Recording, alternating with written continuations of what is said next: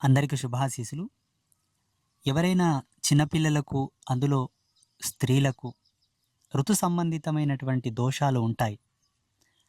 కొంతమందికి శారీరక రుగ్మతలు ఉండడం వలన తొందరగా రజస్వాలు అవ్వరు ఆడపిల్లలు. కొందరు చిన్న వయసులో రజస్వాలు అవుతారు. అయిన వాళ్ళు ఏ గడియలో అవుతారు, ఏ సమయంలో అవుతారన్న దాన్ని బట్టే ఆ స్త్రీ యొక్క పూర్ణ ఆయుష్ ఆధారపడి ఉంటుంది. ఇది మన పంచాంగ గణనాంకాలలో దీని గురించి చాలా గొప్పగా చెప్పారు. ఆడవాళ్ళు స్త్రీ మొదట అయినటువంటి రజస్వాల ధర్మాన్ని బట్టే ఆమెకు వచ్చేటటువంటి భర్త, ఆమెకు పుట్టేటటువంటి సంతానం అన్నీ దాని మీదనే డిపెండ్ అయి ఉంటాయి. ఇది పురుషులకు కూడా అన్వయం అవుతుంది. పురుషుడు తను తెలిసో తెలియకనో, తనకు గుర్తు తెలిసి ఉండో లేకనో ఏదో విధంగా ప్రథమతః తన తేజస్సుని ఎప్పుడైతే తాను బయటికి విసర్జించి స్ఖలిస్తారో అప్పుడు పురుషుడు కూడా తన ధర్మాన్ని బట్టి తాను కూడా ఋతుధర్మాన్ని అనుసరించినట్టే లెక్క. దాన్ని బట్టి కూడా పురుషుడి యొక్క జీవితం నిర్ధారితమై ఉంటుంది. చాలామందికి తెలియదు.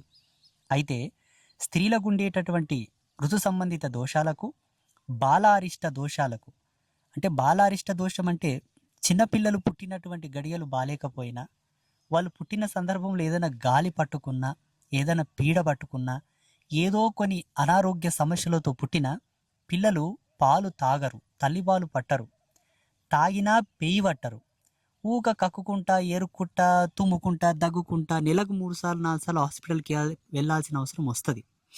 అటువంటి బాలారిష్ట దోషాలు ఎవరికి ఉన్నా వాళ్ళందరూ పుట్టినప్పటి నుంచి 12 సంవత్సరాల వరకు పసిపిల్లలుగా పరిగణలోకి తీసుకోబడుతుంది. వాళ్ళందరూ కూడా 5 వారాలు తప్పకుండా కలర్ల పూజ చేయాలి. ఆ కలర్ల పూజకు సంబంధించిన సమాచారాన్ని పీఠంలో వచ్చి కనుక్కుంటే చెప్తారు. చివరి వారం పగడం తాడు తప్పకుండా తీసుకోవాలి, ఎడమ కాలు కట్టుకోవాలి, తాయెత్తు తీసుకోవాలి, నడుములో కట్టుకోవాలి, గోమతి చక్రం తీసుకొని మెడలో అయినా నడుములో అయినా కట్టుకోవాలి. ఇలా ధరించడం ద్వారా తప్పకుండా స్త్రీలకు ఉండేటటువంటి రజస్వాల దోషములు, ఋతు సంబంధిత దోషములు పోతాయి. పసిపిల్లలకు ఉండేటటువంటి బాలగ్రహ, బాలారిష్ట దోషములు వెళ్ళిపోతాయి. వాళ్ళు పూర్ణ ఆరోగ్యవంతులు అవుతారు.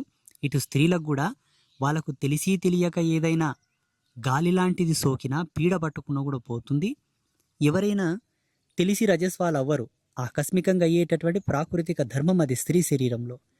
దుష్టగడియలు సంచరించే సందర్భంలో గనక ఆడపిల్ల రజస్వాలైనా, మూలా నక్షత్రంలో రోజైనా, జ్యేష్ఠ నక్షత్రం నందైనా ఆ స్త్రీకి పెళ్ళైన తొందరలోనే, పెళ్ళైన వెంబడే వైధవ్యం అంటే భర్త చనిపోవచ్చు, పిల్లలు కాకపోవచ్చు, పుట్టిన పిల్లలు పుట్టినట్ల చనిపోవచ్చు.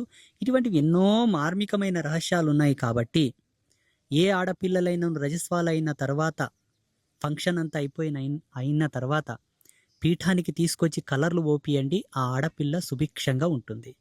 మనం ఒక ఇంటికి మనమిచ్చిన సింగారం, ఆ ఇంట్లో కాపురం చేయించిన సింగారం. ఇది ప్రతి ఒక్కరూ గమనించండి. అమ్మవారు సాక్షాత్తుగా మేము ధ్యానంలో ఉండగా సమాజంలో ఉండేటటువంటి ప్రత్యేకమైన సమస్యల గురించి చెప్పింది కాబట్టి వీటిని రచించి లోకానికి ధారబోస్తున్నాము, గ్రహించగలరు. శుభమస్తు. శ్రీమాత్రే నమః.